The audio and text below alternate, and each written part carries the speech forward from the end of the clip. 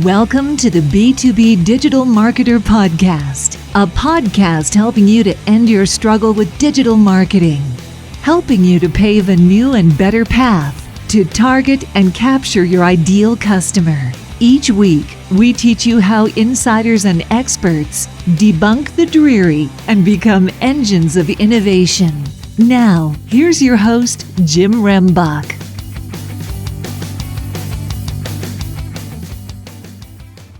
Okay, B2B DM gang, I have somebody on the show who actually I knew of many, many years ago in the contact center space, who is actually going to help us get a better understanding of how to break down silos within your organization from a marketing and sales perspective, and then also add significantly more business value. Linda Ruffenach has been the CEO of a multi-million-dollar international organization. She's founded something called Whisky Chicks, which I don't know if we'll get into that, but very, very interesting organization. She's also raised a lot of money for charity for that organization, which is fantastic. And now she's getting into something that is kind of full circle, I think, but it still gets down to adding overall business value and leveraging marketing, sales, operations in alignment with one another so that ultimately the success is profitability outcome, which is really what we want from a marketing perspective. So Linda, if you could tell us a little bit about your background and experience in terms of what we're talking about when we refer to business digital marketing and those longer sales cycles. So as you mentioned, my background is a lot on the customer care side of it. And so, one of the lessons I learned by being in the customer care industry, it's all about the experience. And so I was with the company for 19 years. And when I decided to leave, my mission became about paying it forward and using the experience that I gained over those 19 years to help other business owners grow their business and scale their business. So I've spent the last several years doing that and really am now focused on some of that value building processes to help businesses plan for their eventual transition. But one of the key things in that is from a direct marketing standpoint, specifically from a B2B, even for myself, I've really had to shift some of my beliefs on how to do the marketing and do the B2B type strategies that it's very different being on the B2B side than just being on the customer care side, and really working to get things aligned from that sales operations and the direct marketing piece of it. But I've been doing this for several years, and there's always those opportunities to really engage better with your customers and your prospects. And that's one of the areas where I spend a lot of times focusing on, and I call it find, get, and keep more customers. And there's lots of things you need to do at each stage to think about what that looks like. And it all comes back to that customer experience side of it. Well, and even as you were talking, I started thinking about the whole, shifts and changes that have been made and looking at digital and the importance of digital. And you and I talked about another D in that whole digital thing, and which is dysfunction. No, there's none of that out there, is there? No. And I think part of it is what you just talked about, is that legacy thinking. It's the separation. And you even mentioned something about organizations would put in one thing, and think about it from a sales perspective, and then put in something else from a marketing perspective and expect those to connect. And it just doesn't work. Well, being a classic operations person, the last person they consider in the whole equation is the person who has to execute it at the end of the day. And so you have something that marketing comes in and they get an idea of what the brand looks like and what this image type thing is, and really starts working on the strategy before they've gone deeper in the organization. They may go to the next tier and they actually talk to the sales team, or they may talk to some of the leaders on the executive team. Generally, it's the CEO. They may talk to the COO, depends, because a lot of times in many traditional organizations, they kind of leave that up to the chief business development person or the salesperson to kind of define that marketing strategy, right?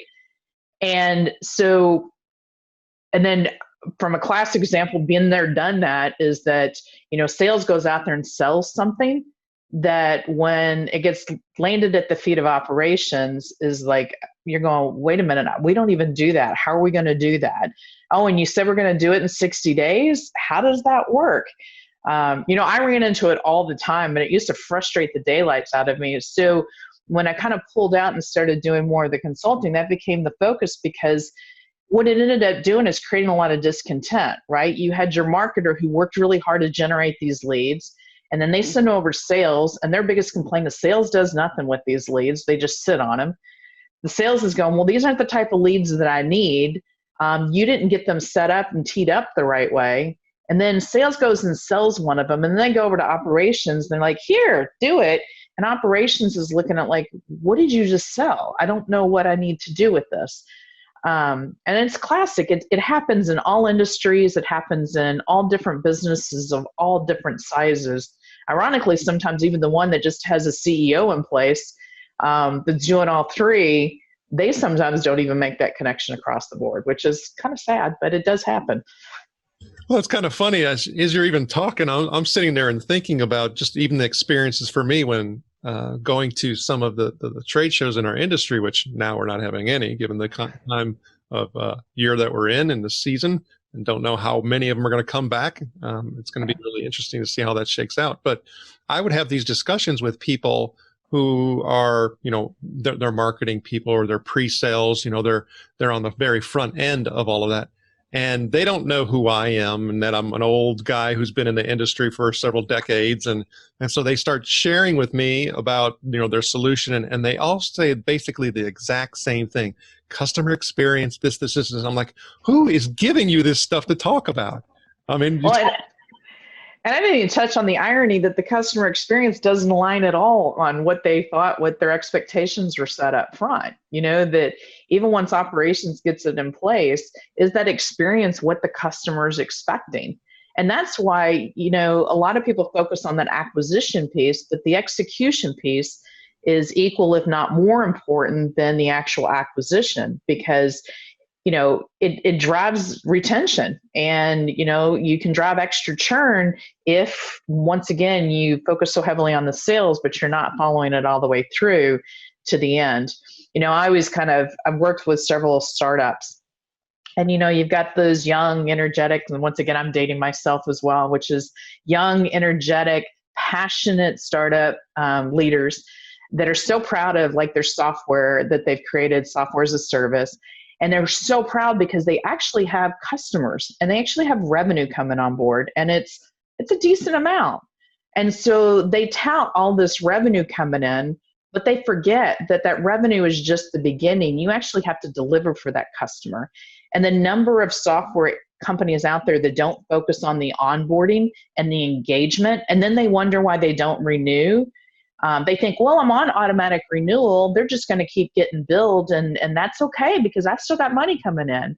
But what ends up happening is they don't renew in the second year, or they slowly start to drop off. When their credit card expires, you can't get a hold of them. There's no way you're going to reach out to them because they've never used your product. And so a lot of times I encourage them to focus not just on this piece, but find out how long it takes them to actually use that product. Can you measure utilization? Because if you're not measuring utilization, you're not measuring the effectiveness of what it is that you're selling. Then you bring up a really interesting point from a marketing perspective, and talking about that whole digital marketing piece is that client success, area, and taking the insights and the learnings from that and feeding it back in to what you're doing from a digital perspective. Well, I've always said to, we had marketing agencies when I was at my prior company. And we worked a lot of times, our clients, we worked with some of the people on the front end and the marketing side on sales programs. And I always told them the answers are always on the front line. If you want to know how to fix your business, you go to the front line, and they're going to tell you which strategies work, which ones don't work, where you're basically, they can call BS on what it is that you're doing very quickly if you give them the opportunity to share their thoughts and opinions. And it just, you've been in the customer care industry as long as I have, and that, people forget those people that are talking to your customers, they may be the only live interaction that your clients or customers have with your brand, and they can tell you so much if you take the effort to listen. Most definitely. But when we start talking about the shifts, even your own shifts in the work that you're doing now, and where, the experiences and the foundation that you've built, and, I start looking at, some of the things that have been going on or that need to go on, that we have to focus in on. And I start getting, excited about some of these things. But for you, What are you excited about right now when it comes to B2B digital marketing? Here's what I'm excited about is that people, LinkedIn, I always used LinkedIn before, but it was more casual, right? It was like, oh, there's a connection. I know this person and this one. The one thing I'm finding is the real power of LinkedIn right now for B2B marketing, especially if you can find a common link that you can talk about. So one of the things I went through is I went through certification as an exit planner. And there's only a few people out there that have this same certification.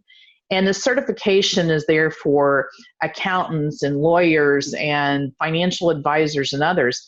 But I'm one of the few people in that mix that actually bring the value advising, working with the business owners directly. So I'm finding I can go out to a CPA and say, hey, I see that we're a CEPA, we share this common thing.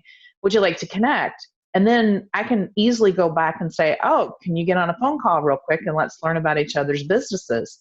And I'm able to do that where I never, would have been, yeah, whatever.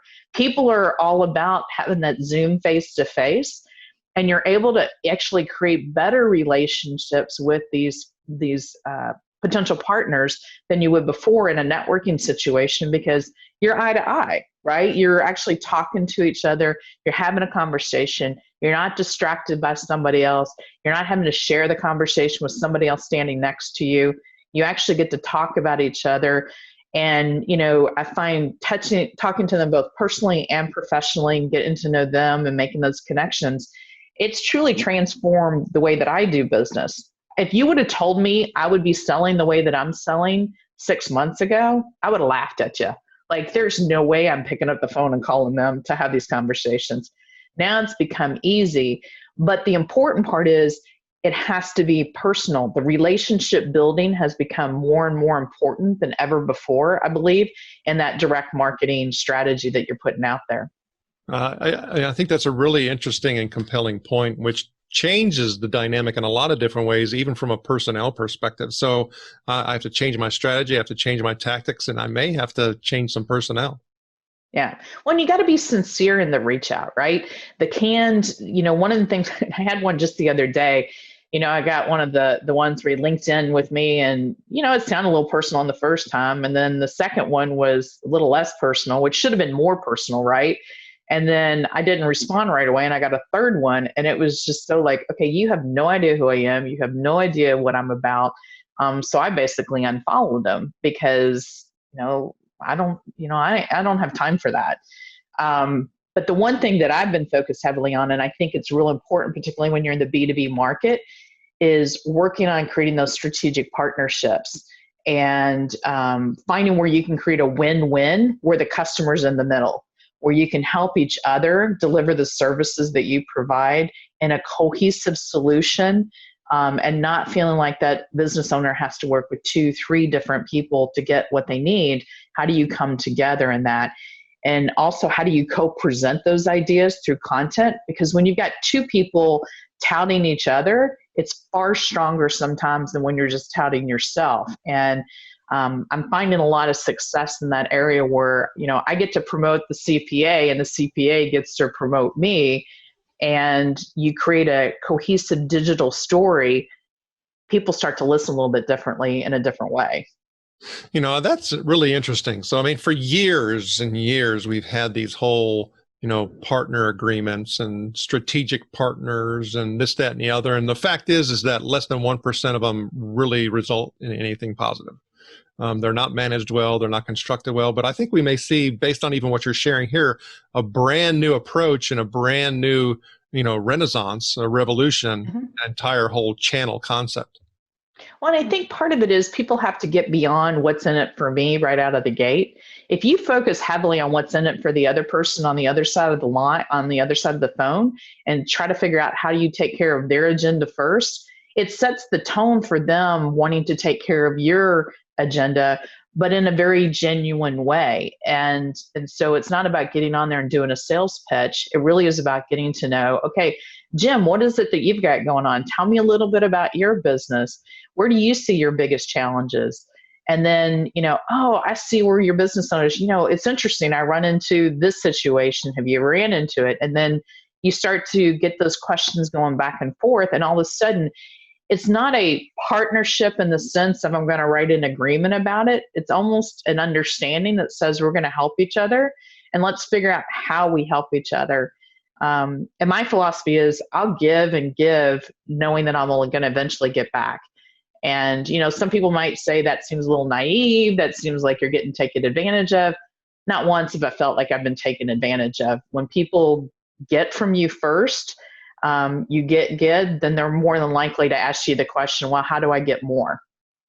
Well, I mean, goodness, you've given us several things that we could thinking upon, or start focusing in on in order to make some of those shifts that are necessary. But there's also some things we should not focus in on. And those are the things that are overrated and have too much hype. So when it comes to B2B digital marketing, what do you think is just kind of like blowing out of the water at the moment? I think there's a lot of content being thrown out there that's not relevant and just being thrown out there and just throwing it and see if it sticks. And there's a lot of effort being put in that content that may or may not be relevant to your audience. And you feel like you've got to hit these quotas when it comes to social media posts, or you got to hit these quotas when it comes to likes and other things like that. But once again, if it's not genuine and it's being driven somewhere by an automatic machine over here, and B2B, people buy from people they know and that they trust, and particularly in the B2B market. And so it's about building that trust and that credibility. And the more that you can be sincere in that and make it relevant to who it is your customer, the better off you're going to be. Part of it comes back to understanding the personas of who it is that you're selling for, and really taking that time to understand where is that they live, what's important to them, what keeps them up at night, and how do you solve their issue. Not about how you solve your issue, but how do you solve their issue. And sometimes you just content's thrown out there just because, I got to feel like I got to repost an article today, or I got to write a blog post. And, if it's not relevant to your audience, it's not going to get read. Well, as you're talking, I start, thinking about all the things that you shared, and I'm like, okay, focus. I've got to focus because that's critically important in order to be able to execute. So if I was to say that there was one area that you feel will enable people to disrupt and stand out based on all the things that you shared with me, how can you make that more succinct so that we can now take action? I think it really is on that personal relationship and going out and linking in through a genuine way and reaching out to those, particularly, like I said, on the B2B world, because a lot of times we're all going after the same customers. And if you take the time to think about who are your strategic partners in this that are going after that complement what it is that you do, that you're not competing with them, but how do you complement what it is that they do? And how do you help them? And kind of using that strategy to kind of build your network. And then in turn, it builds theirs and you create those win-win situations. That's how I've shifted a lot of my strategy to where I'm able to really connect with people. And I'm getting, instead of just going out to LinkedIn and seeing if I can get somebody connected, I'm building up my number of connections and my followers out there, which is important, but I'm getting people that are actually now will engage and listen and watch what it is that I'm saying, because instead of it just being Jim as a guy that's randomly I met and connected, Jim and I now have had a connection, and now he knows a little bit more about me. And as I'm doing my content and I'm putting information out there, it's getting recognized a little bit more because it's not just a name and a stream. It's somebody that I know and I recognize and I want to engage with. Well, and as you're talking, I start thinking about constraints that I currently have to live under. And one of those is our budgetary constraints. I have what I have. And so I start thinking about some of the shifts that you're talking about. Where would I potentially pull, from and then allocate to in regards to where I'm investing in my B2B digital marketing?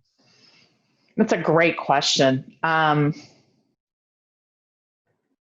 It depends on where you've been spending your money. A lot of people spend a lot on digital campaigns and going out and Facebook ads and, other things like that, and paid advertising. And there is a place for that for different businesses. You talked about Whisky Chicks. That is a place that does really well using Facebook ads because that's where my audience lives and that's where my audience engages, and the content we're bringing to them is a little bit different. But sometimes people just put these big marketing budgets together and it's all about placement and things like that. I'll give you an example. I had one client, we were working with a direct marketing agency they had basically done kind of an in-kind trade. And they had, $10,000 to spend. And originally when they started talking about the 10,000 was about, well, let's market here, here, here, and here. And we're going to go spend this much money on LinkedIn ads and this much on Facebook ads and all this kind of stuff. Well, I came back and I said, what are you going to do if these are successful? It wasn't even about whether they failed or not. It was about, what do you do if these are successful? Can you handle the leads coming in? Do you know how you're going to respond to them? Can you take care of the customers coming in? So a lot of times in that situation, I actually had them divert some of the money more on the back end than on the front end. Because if you're generating leads and no one does anything with those leads and they don't know how to service them, and all you're doing is focusing on that lead generation versus the execution part, you're basically flushing money down the toilet. So that's one of the things that I've done with some of my clients, which is let's look at making sure you've got that balance so that the experience just isn't about finding them. And it's not just about getting them, it's about keeping them.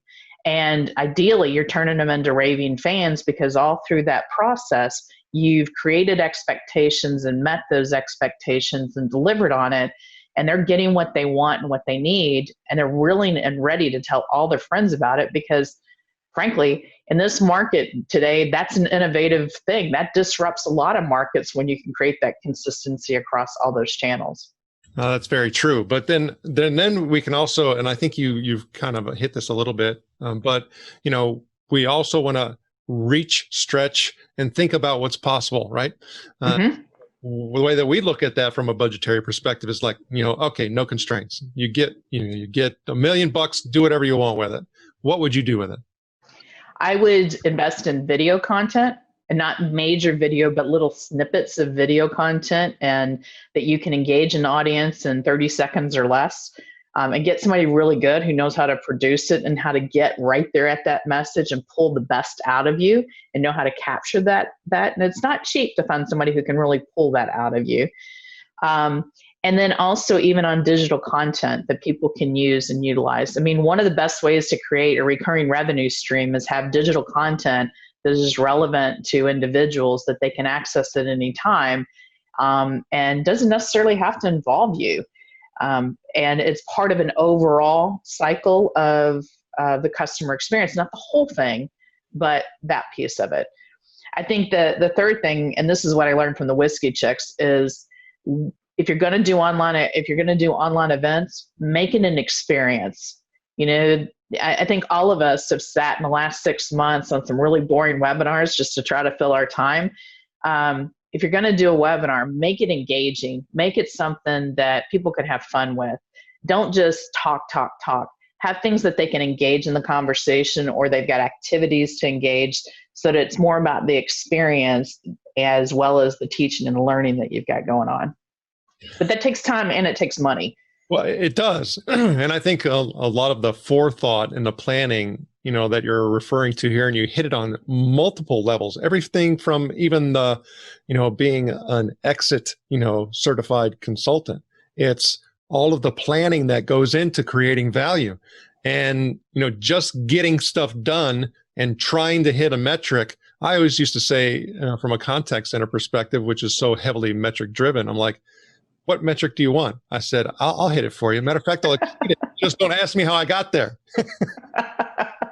It's so funny. I'd say the same thing, which is, I love working with clients that want this, this, and this. I want customer satisfaction. I want AHT hit. I want this cost per call to be hit, blah, blah, blah, blah. And I'm like, all right, you can't do everything. One, you have to start prioritizing them at least, because you can't do everything. But you're right.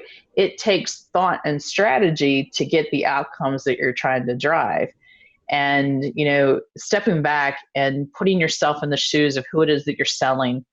The thing I still laugh at, once again, is I work with some of these tech startups that it's all about their technology. My technology is the best. It's the end all be all. And I've done this, this, and this, and I've invested millions of dollars in the platform. It does this. And I've got developers that are top class, blah, blah, blah. At the end of the day, I don't care if it doesn't solve my problem and it's not relevant to me. And so it's once again thinking about who is that customer at the end of the day? What is it they need? What are their biggest, I always call them their wants, needs, and fears, and how do you address those and what it is you're providing to them? I love it. Okay, so when you start looking at all of this, we have to start reflecting and asking ourselves questions. So, what is a B2B digital marketer to ask themselves? What's that one important question they should be asking? It's kind of a simple one. What do you want the customer to think about you at the end of the day? What are I always go back to when I start all my engagements, when I'm talking to them, it doesn't matter even what I'm doing, is what are the words you want the customer to use to describe your brand? What is that? And if you can identify that, then you got to use that as a thread through every single strategy you create. I had one client one time that says they want to be the Zappos of the mobile network, the mobile phone world. I'm sorry, there's not a mobile phone provider out there that is a Zappos of, can even compare to some of that, which, is kind of like, well, if you want that, I think that's great aspiration, but are you willing to do what it takes to get you there? Right. And then that becomes the question. If it can't be genuine and you can't get there and you're not willing to go far enough, then shoot for something different. Don't say you're going to be this and you can't deliver on it. Linda, I had fun chatting with you today. Can you please share with the B2B Digital Marketing Gang how they can connect with you? Yeah, so my email address is linda@execuity.com. It's EXECUITY.com. And all the information you want about me can be found on our website at www.execuity.com. And I'm also on LinkedIn, and it's Linda Ruffenach. And if you don't know how to spell it, it's RUFFENACH. Feel free to reach out to me and connect. And I'd love to see how we can create win-win situations together. So thank you so much for having me. Oh, you're welcome. And also make sure you check her out on Whisky Chicks. Yeah, we have an Instagram account at Whisky Chicks, and it's spelled without an E. And yes, it's spelled right. And there's a Facebook page as well. I'd love to have you follow. We create experiences throughout the year that make learning about bourbon fun and approachable. So, Linda Ruffenach, thank you for helping us all move onward and upward faster. Thank you so much for having me. It was a pleasure.